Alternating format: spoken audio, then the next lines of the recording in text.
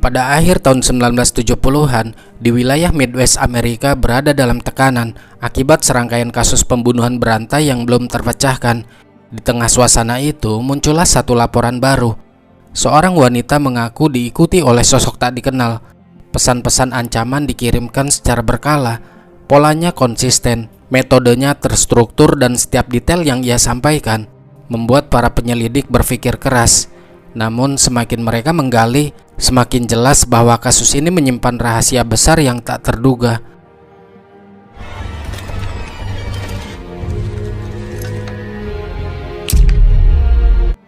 Berlatar di Wichita tahun 1977, kita akan diperlihatkan dengan seorang pria yang turun dari mobil menuju sebuah rumah.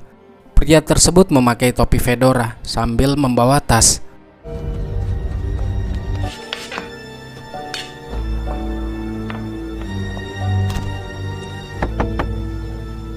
Anak laki-laki penghuni rumah itu nyuruh dia masuk karena pria tersebut mengaku bahwa dirinya adalah seorang detektif yang ingin berbicara dengan ibunya. Si anak mengatakan jika ibunya sedang memasak di dapur. Pria tersebut lantas memerintahkan si anak untuk masuk ke dalam kamar hanya beberapa menit saja karena dia perlu berbicara dengan ibunya sendirian. Si anak yang masih polos mengikuti apa yang dikatakan pria yang mengaku detektif itu. Lalu dia masuk ke dalam kamar. Seperti yang kita duga, pria itu lantas menghampiri ibu dari si anak yang diketahui bernama Shirley sambil membawa seutas tali. Tidak lupa dia juga mengenakan sarung tangan agar aksinya tidak diketahui. Dan inilah yang terjadi.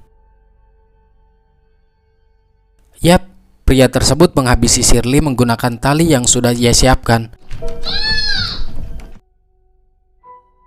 Malam harinya, berita mengabarkan tentang kematian Shirley, yang dimana ini merupakan pembunuhan ke-7 yang diduga dilakukan oleh seorang pembunuh berantai yang pada saat itu meneror kota Wichita dengan julukan BTK Killer. Namun pihak kepolisian setempat masih belum menemukan siapa pelakunya. Mereka bisa menduga bahwa itu adalah perbuatan BTK Killer karena mereka menemukan salah satu ciri khasnya di TKP, yaitu sebuah surat dengan tulisan tangan. Inti suratnya berupa ejekan terhadap polisi dan media.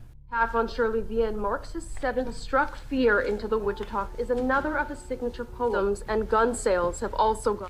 Many are installing alarm systems. Dan kisah ini akan berfokus pada pasangan suami istri yang bernama Ruth Finley dan sang suami bernama Ed Finley. Ruth memperhatikan berita pembunuhan itu di televisi dengan seksama. Namun Ed mengingatkannya untuk tidak terlalu fokus dengan berita tersebut, karena itu akan mengganggu pikiran yang berdampak pada kesehatan sang istri. Kalau Ruth terlalu mengikuti berita itu, yang Ed khawatirkan, istrinya jadi paranoid. Ed nggak mau hal itu terjadi.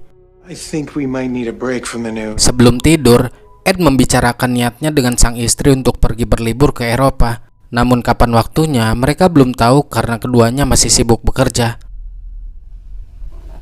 Di keesokan harinya, Ruth menceritakan niatnya itu kepada Susan, rekan kerjanya. Tentu Susan setuju. Paling tidak itu akan mengalihkan pikiran Ruth dari situasi yang menakutkan ini. Di sana Susan juga bercerita tentang pacar barunya.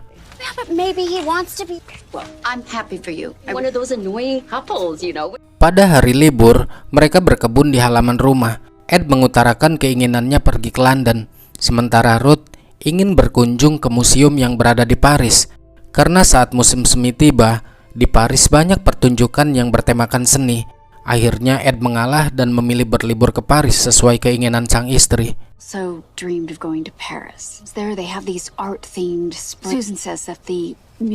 Ketika sedang menyiapkan makan siang, Ed yang masih berada di luar tiba-tiba berteriak memanggil sang istri. Ternyata Ed mengalami serangan jantung. Tidak ingin terjadi sesuatu terhadap sang suami, Ruth pun segera membawanya ke rumah sakit. Setelah berhasil melewati masa kritisnya, Ed mengucapkan terima kasih kepada sang istri. Sebab telat sedikit saja dokter mengatakan nyawanya tidak akan selamat. Di sini dia memaksa ingin menemani sang suami sampai dia benar-benar diperbolehkan untuk pulang. Namun Ed tidak mengizinkan. Selain alasan pekerjaan, tempat yang sempit juga menjadi kendala untuk Ruth tetap tinggal di rumah sakit menemaninya. I appreciate it. Go home, you'll sleep better there. It's okay. Setibanya di rumah, dia menelpon Susan dan mengabari tentang suaminya yang sedang dirawat di rumah sakit, sekaligus meminta izin untuk tidak ngantor dulu. Ruth juga bercerita bahwa dirinya sempat syok dengan keadaan suaminya yang tiba-tiba mengalami serangan jantung yang hampir merenggut nyawanya. Dia belum siap untuk kehilangan sang suami. Susan menenangkan agar rekannya itu bisa lebih sedikit tenang. Dia juga menyarankan Ruth untuk tinggal di rumahnya sementara waktu. Tapi dia menolak. Dia tidak ingin merepotkan siapapun. Why don't you stay with me? I don't think it's safe. No, I couldn't. Really, I'll be fine, but I don't want to be a burden. But make sure your doors are locked. Di usia yang tidak muda lagi, Ruth menghabiskan malam seorang diri tanpa kehadiran sang suami dan kedua anaknya yang sudah dewasa dan mandiri. Di saat kondisinya labil, di tengah malam ada seseorang yang menelpon rumahnya. Pria misterius itu bertanya, apakah ini Ruth Finley dari Fort Scott, Kansas? Pria itu juga mengaku bahwa dirinya adalah seorang teman yang tahu kejadian di malam itu. Who is this? A friend. Friend who knows about that night. Si penelpon mengingatkannya kembali tentang penyerangan yang terjadi saat Ruth masih berusia 16 tahun, yang dimana dia diikat dan dicap menggunakan setrika panas. Ruth tidak begitu jelas melihat wajah si pelaku karena pria itu memakai bandana berwarna merah. Tentu saja hal itu membuat Ruth terkejut. Kenapa si penguntit tahu nomor telepon rumahnya? Dia tampak begitu ketakutan dan langsung menutup telepon darinya. Who is this? Tied you up. You remember the rest, of course. Who is this? Of course. How could you forget? You remember. Beberapa hari kemudian, kini kondisi Ed mulai membaik dan sudah diperbolehkan untuk pulang. Dengan adanya Ed kembali ke rumah, Ruth berharap keadaan akan kembali normal. Namun itu semua tidak sesuai harapan. Dia justru malah mendapat clipping berita melalui pos tentang serangan di masa lalunya. Ruth belum berani menceritakan kepada Ed mengingat suaminya baru saja pulih.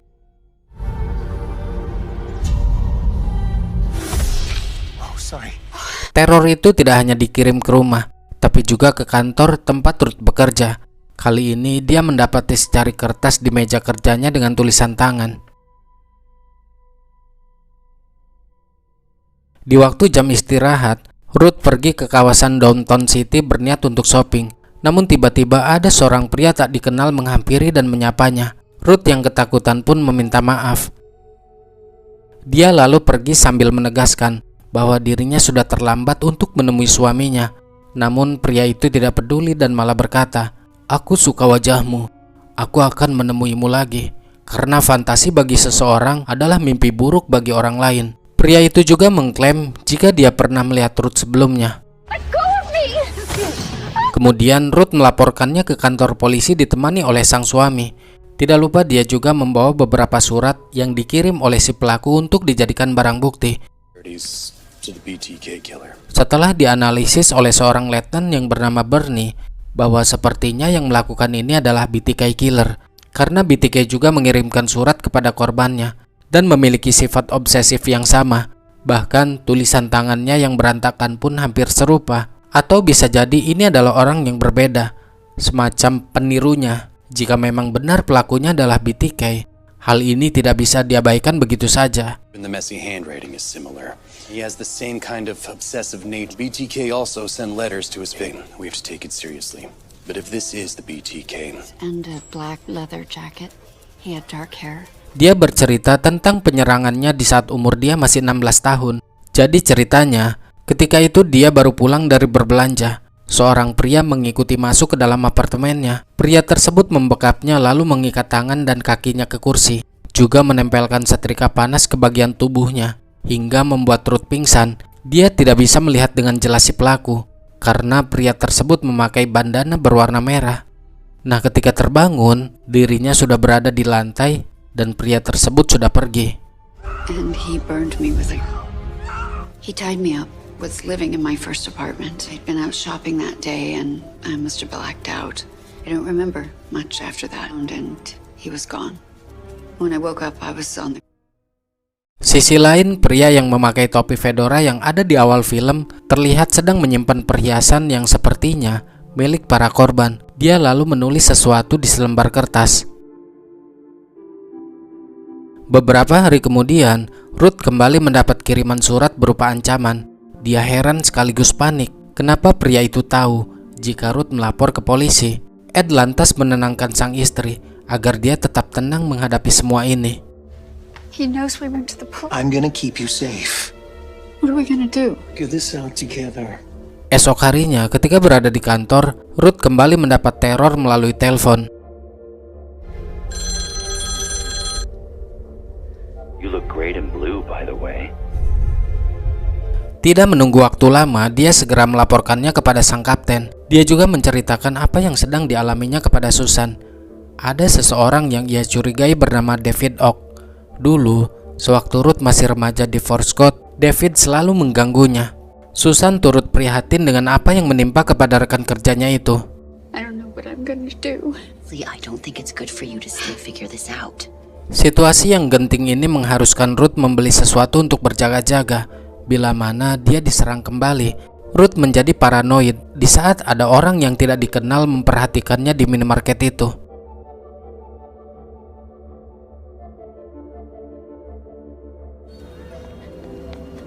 Setibanya di rumah, Ruth memanggil Ed, namun tidak ada jawaban dari sang suami, dan malah mendapati beberapa surat yang dikirim oleh pria misterius itu.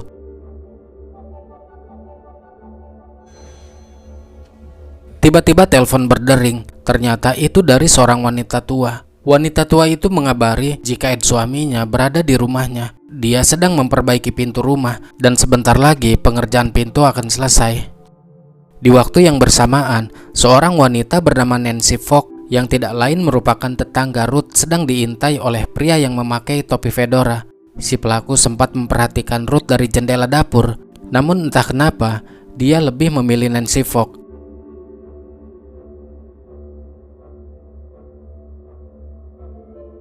Perlahan, pria tersebut menyusup masuk lewat jendela sambil membawa seutas tali.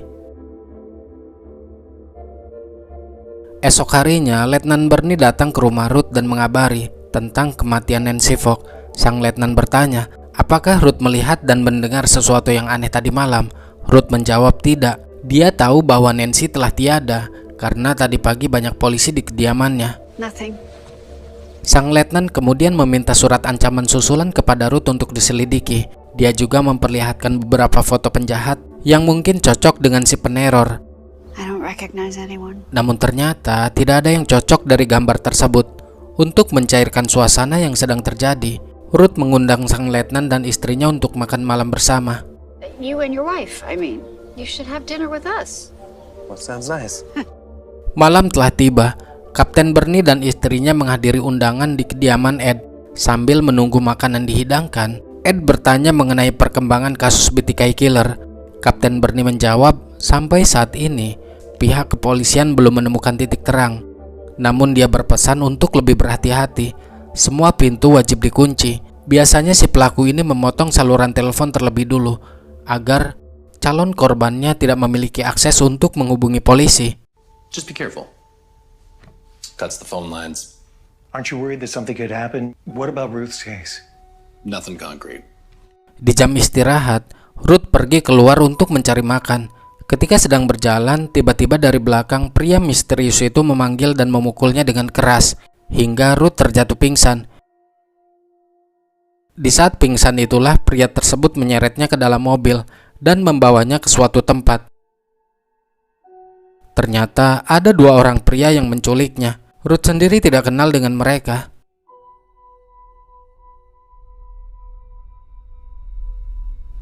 Sisi lain, Susan menghubungi Ed untuk menanyakan keberadaan Ruth. Sudah lebih dari 1 jam, rekannya itu belum kembali ke kantor. Ia khawatir terjadi sesuatu hal yang buruk kepada Ruth, karena Ruth tidak pernah seperti ini sebelumnya. Bergegas, Ed menghubungi Letnan Bernie. Letnan Bernie bertanya kepada Susan mengenai kronologinya. Susan menjelaskan tidak ada yang aneh di hari ini. Semuanya tampak normal-normal saja. Ruth masuk kerja dan makan siang seperti biasa. Tempat-tempat yang biasa Susan dan Ruth kunjungi adalah toko-toko yang berada di ujung jalan sana untuk berbelanja. Udara semakin dingin, mobil terus melaju. Ruth yang sudah tidak tahan untuk buang air kecil pun meminta kepada mereka berhenti sejenak. Awalnya mereka menolak, Tapi karena Ruth bilang bahwa dirinya akan muntah, akhirnya mereka menepikan mobilnya di pinggiran hutan.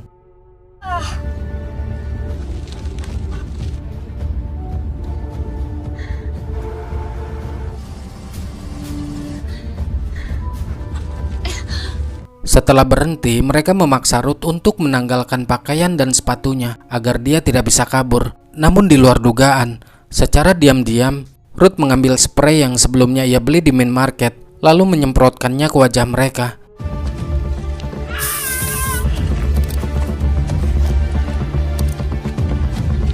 Ketegangan pun terjadi. Ruth berlari sekencang-kencangnya tanpa arah dan tujuan.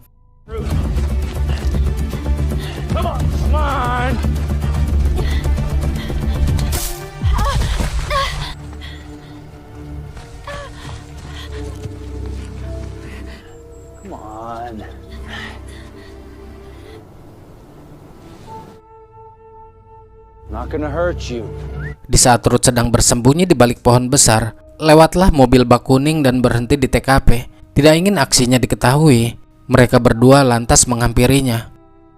We can't risk getting caught. We're not done with her. She got away this time. Howdy. Hey, man. Want to make sure no one was hurt or anything. Setelah beberapa jam kemudian, dirasa sudah tidak bisa menemukan keberadaannya. Mereka menyerah dan meninggalkan hutan itu. Ruth segera keluar dari tempat persembunyiannya dan berlari ke tempat antah berantah. Sampailah di sebuah minimarket. Dia meminta bantuan kepada orang yang berada di sana untuk menghubungi polisi. Singkat cerita, polisi segera datang dan membawa Ruth ke markas. Tidak lama kemudian, Ed juga tiba di kantor polisi setelah dihubungi.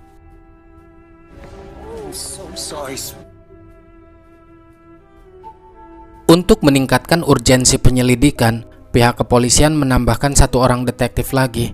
Dia bernama Kapten Priest. Kapten Priest akan mengirimkan petugas patroli di lingkungan rumah Ed. Jika terjadi sesuatu yang tidak diinginkan, para petugas sudah standby dan lebih cepat untuk mengatasinya. What happens next? I'll be overseeing the case, escalating the urgency of your... Ruth dibawa ke ruangan lain untuk dimintai keterangan, sekaligus untuk menggambarkan wajah si pelaku melalui sketsa. His hair was a little darker. Sementara Ed secara diam-diam memberikan beberapa surat untuk diselidiki, yang mana surat itu belum sempat Ruth serahkan kepada Kapten Bernie. Ed mengungkapkan rasa bersalahnya karena dia tidak bisa menjaga istrinya dengan baik. Dia tidak akan pernah memaafkan dirinya sendiri jika terjadi sesuatu kepada sang istri. I could never forgive myself. Time, but if something were to happen to her, God... Sebelum tidur, Ed mengungkapkan kekhawatirannya, khawatir jika si peneror akan kembali dengan versi yang lebih nekat. Ed ingin semua ini segera berakhir dan menangkap siapa pelakunya. Dia pun keluar sembari membawa senapan untuk berjaga.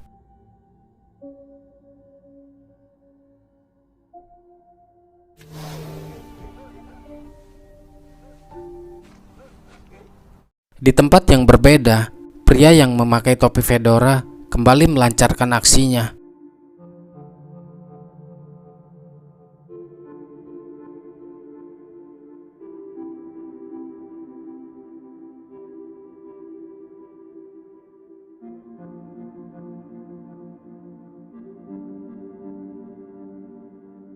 Dua minggu kemudian, Ruth meminta izin untuk pergi berbelanja ke Mall Central. Namun Ed tidak mengizinkan. Dia khawatir dengan keselamatan sang istri yang telah berkali-kali mendapat penyerangan. Kecuali Ed juga ikut.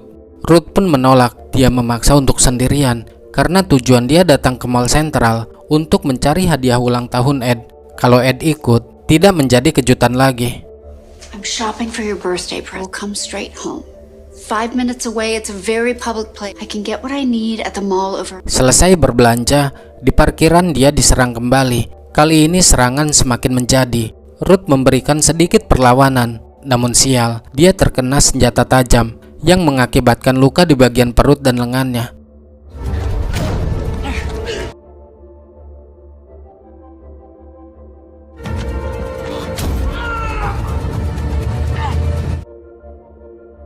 Di rumah sakit, sudah ada Ed, Susan sahabatnya dan ibunya Ruth. Tidak lama datanglah Kapten Bernie.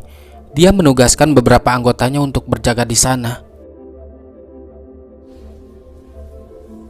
You just need to focus on getting better. We'll make absolutely sure that you're safe. Beberapa hari kemudian, Ruth sudah diperbolehkan untuk pulang. Dia sangat senang karena masih diberikan kesempatan untuk hidup.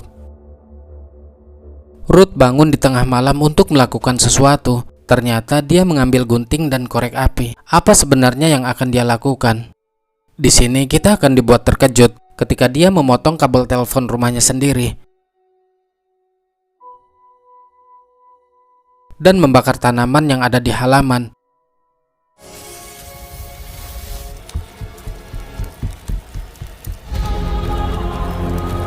Selesai melakukan hal itu, dia kembali ke tempat tidur. Ternyata yang melakukan teror selama ini adalah dirinya sendiri. Alasannya nanti akan terjawab. Tidak berselang lama, Ed terbangun karena mencium bau asap. Ruth pun panik dan menelpon pemadam kebakaran. Tapi ya itu tadi, kabel teleponnya sudah dipotong sehingga kesulitan untuk mencari bantuan. The phone's dead. Your phone. Beberapa saat kemudian, Kapten Bernie dan Kapten Priest sudah berada di TKP. Mereka berdua heran kenapa para polisi masih bisa kecolongan, padahal dia telah menugaskan lebih banyak anggotanya untuk berjaga di sana. Back. I've assigned 3 officers. Security system on your back. Thank you. Kapten Priest mendapatkan surat berupa ancaman yang ditujukan untuk istrinya. Dia heran, kenapa si pelaku tahu bahwa Kapten Priest sekarang ikut mengusut kasus Ruth. Padahal tidak ada pihak luar yang tahu masalah ini. Yang mereka tahu, kapten yang menangani kasus ini adalah Kapten Bernie. Kecuali hanya polisi, Ruth dan Ed. Para polisi dibuat bingung. Setiap ada petunjuk yang mengarah pada identitas peneror, selalu berakhir dengan buntu. What do we do? So we go back over. We must have missed something. Hari demi hari terus berlalu. Penyelidikan semakin intens. Banyak pekerjaan yang harus polisi selesaikan, termasuk memburu BTK killer. Kapten Bernie menemukan sebuah fakta yang mengejutkan setelah dia memeriksa CCTV parkiran mall tempat Ruth diserang beberapa minggu yang lalu, bahwa dirinya tidak menemukan apa-apa. Maksudnya tidak ada penyerangan, padahal Ruth waktu itu menyatakan jika seseorang menyerang dan berusaha untuk menghabisinya, tapi tidak ditemukan darah orang lain dimanapun. Sidik jari orang lain tidak ada di pisau, bahkan tidak ada saksi mata yang melihat kejadian itu. Tidak seperti kasus-kasus sebelumnya. Menurut kesaksian dari tetangga Ruth, mereka tidak pernah melihat orang yang mencurigakan selama beberapa bulan ini. Yang lebih anehnya lagi, para polisi tidak menemukan jejak kaki orang lain, terutama setelah kebakaran itu. Dari sinilah, mereka menyimpulkan bahwa kemungkinan tersangka utamanya adalah suami Ruth sendiri, yaitu Ed. Pihak kepolisian langsung menghubungi Ed dan menyuruhnya untuk datang. Ed tentu sangat senang. Dia kira para polisi sudah berhasil menemukan si pelaku. Tapi ternyata dia merasa tersinggung setelah pihak kepolisian secara tidak langsung menuduhnya sebagai tersangka peneror istrinya sendiri. Did you think we wouldn't find out? Kapten Priest merasa janggal karena tidak ada saksi mata, tidak ada jejak kaki, dan yang paling penting, tidak ada orang lain yang tahu jika dirinya menjadi detektif baru dalam penyelidikan kasus ini. Yang tahu hanya pihak kepolisian, Ruth dan Ed. Sementara Ruth adalah korbannya. Jadi siapa lagi jika bukan Ed?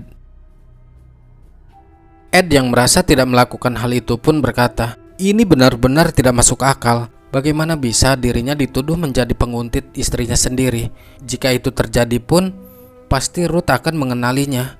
Tidak ada yang tidak masuk akal. Bisa saja kamu membayar seseorang untuk melakukannya, ucap sang detektif. Meski didesak untuk mengakuinya, tapi Ed bersikukuh dan menegaskan jika dia tidak melakukan apa yang mereka tuduhkan. I am innocent. You could have hired someone. Happens all the How could I be Ruth's stalker? No. Langkah selanjutnya, mereka membawa Ed ke ruangan lain untuk tes poligraf. Setelah dinyatakan lolos tes poligraf, kecurigaan mereka mengarah kepada Ruth. We need you to get Ruth out of the house. Ed diminta untuk bekerja sama. Langkah pertama, dia harus membawa Ruth keluar rumah. Sementara para polisi akan menggeledah rumahnya. Siapa tahu mereka menemukan petunjuk baru. We only have so much time. Dan benar saja, setelah berhasil menggeledah rumah Ed, mereka menemukan beberapa barang bukti di ruang kerja Ruth. Temuan itu berupa rekaman kaset, sebilah pisau yang dibungkus dengan bandana merah, dan buku catatan, yang mana tulisannya sama persis dengan tulisan si peneror. Di sini Ruth menyangkal tuduhan itu. Dia tidak tahu dengan apa yang mereka bicarakan. What's going on? I don't know what you're talking. We know it's you. Stop. What's in the Home Office? Out for security camera footage. Those aren't mine. Karena tidak juga mau mengaku, akhirnya sang kapten memperlihatkan rekaman ulang CCTV yang berada di parkiran mall. Di rekaman CCTV itu terlihat sangat jelas bahwa Ruth keadaan sendirian, seolah dia sedang diserang oleh seseorang, dan yang lebih parahnya lagi, dia berani melukai dirinya sendiri. What is this? Letters. You carried out the attack. There must be some misunderstanding. Para polisi mengira jika yang melakukan ini adalah BTK killer. Mereka marah merasa dipermainkan oleh Ruth. Banyak waktu dan materi yang terbuang untuk melakukan investigasi ini. Kapten Bernie bertanya, kenapa Ruth melakukan semua ini? Berpura-pura jadi sang peneror dan meneror dirinya sendiri. Namun Ruth masih menyangkal tidak melakukannya. Ruth pun ditahan di kantor polisi sampai benar-benar mau mengaku. You are going to stay until you confess. Now, here's what's going to happen. How can you even say that? I'm the... Kapten Bernie yang frustasi memerintahkan Ed untuk merayu istrinya agar dia mau mengakui semua perbuatannya. Ruth tampak sedih ketika sang suami ragu dengan pernyataannya.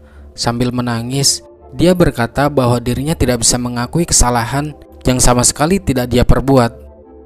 You can't expect that I didn't do. Just something can't confess. Pihak kepolisian memutuskan untuk mengevaluasi kejiwaan Ruth lebih lanjut. Dia dibawa ke rumah sakit dan dimasukkan ke bangsal psikiatris yang diawasi 24 jam. Ruth ditangani oleh Dr. Andrew. Dia ingin mencari tahu apa yang sebenarnya terjadi dengan Ruth. Anything in particular you want to talk about? Dr. Andrew mencoba memahami. Mereka membahas semua kejadian menegangkan yang telah menimpanya selama ini. Dia kemudian meminta Ruth menulis jurnal untuk mendokumentasikan apa yang diingatnya. Must have had an impact. You started having your symptom. Ed's heart attack happened right.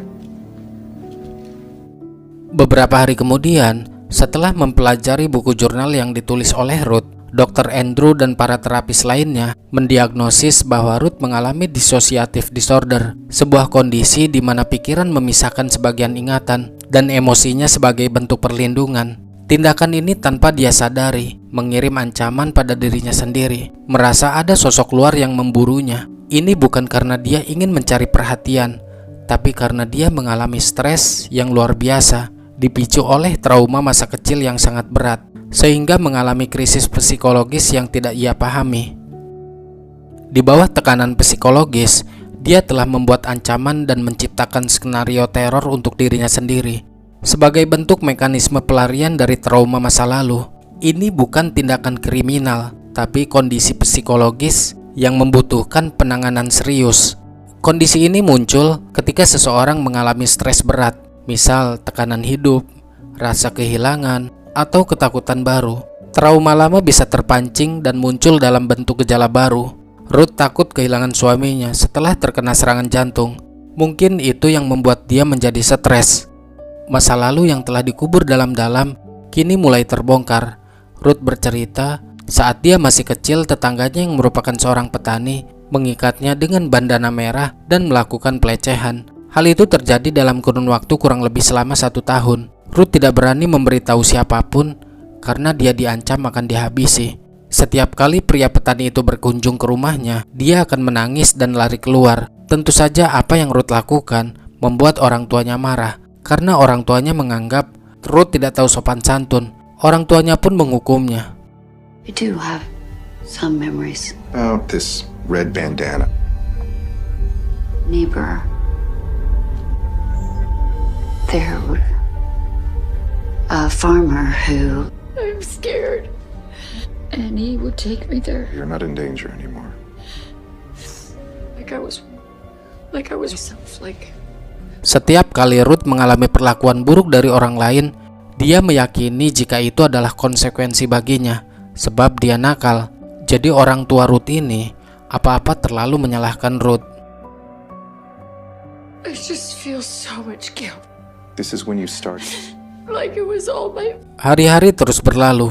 Ibunya Ruth terkejut ketika mendengar putrinya sempat mendapat perlakuan buruk dari tetangganya sendiri. Dia meminta maaf karena dulu dia terlalu menyalahkan Ruth tanpa mengetahui apa penyebabnya. I know that.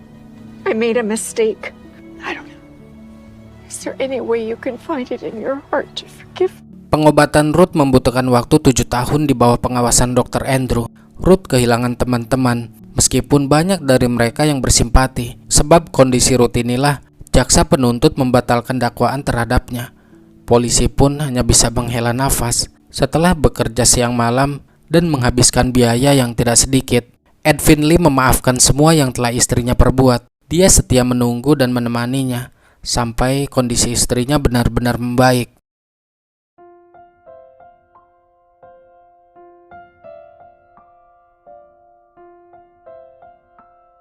Sementara di akhir kisah, dijelaskan bahwa BTK Killer telah menewaskan 10 orang dari tahun 1974 sampai 1991. Mungkin ada yang bertanya, apa hubungannya dengan kasus BTK Killer? Kasus Ruth terjadi di waktu dan kota yang sama saat BTK berkeliaran. Polisi awalnya mengira yang meneror Ruth adalah seorang pembunuh berantai dengan julukan BTK Killer itu. Tapi ternyata kasus Ruth dan BTK tidak ada hubungannya, hanya saja waktu dan tempatnya sama. Film ini sebenarnya membawa 2 garis cerita. Yang pertama, latar kota Wichita yang sedang diguncang kasus BTK, sehingga suasananya penuh ketakutan. Yang kedua, kasus teror yang dialami oleh Ruth Finley, yang awalnya diduga ada kaitannya dengan BTK, tapi ternyata tidak ada. Jadi BTK hanya menjadi latar atmosfer, sementara fokus utama film adalah kasus Ruth Finley. Pada akhirnya, film ini memberikan kita sebuah pelajaran penting, bahwa trauma yang tidak ditangani dengan benar bisa berubah menjadi sesuatu yang tidak pernah kita duga. Trauma yang dipendam terlalu lama bisa saja memengaruhi cara seseorang bertindak, bahkan bisa membuat mereka tidak sadar akan konsekuensi dari perbuatannya. Ini seperti sepele, tapi luka batin yang tidak ditangani dengan tepat bisa mendorong seseorang melakukan hal-hal yang berbahaya, baik bagi dirinya sendiri maupun orang lain. Maka dari itu pentingnya untuk bercerita dengan orang terdekat atau pergi ke psikiater. Sharing dengan orang lain bukan berarti lemah, tapi jalan untuk mencegah tragedi yang lebih besar.